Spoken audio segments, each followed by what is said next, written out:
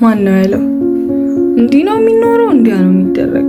የህግጋቱ ብዛት፣ የሰውም ማደግደግ፣ የሚያስገርም ነገር በእጅጉ የሚደንቅ እርሱ ሳይፈጽመው አንተን ተው የሚልህ፣ የምክሩ አበዛዝ ባተሌ የሚያደርግህ፣ አንተም ያንን ዓመት እርሱም ያንን እድሜ እኩል ብትኖሩ ካንተ እንደተሻለ ሊያስተምር ሲጥር ምንም አይመስለውም።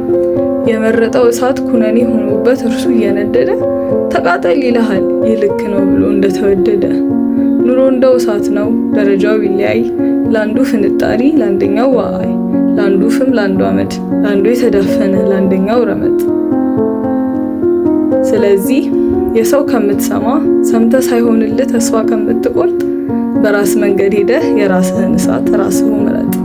የመረጡት አይቆጭም ምን ደምህን ቢመጥ፣ የራስ ስተት ሚሻል ከሰው ምርጥ መንገድ።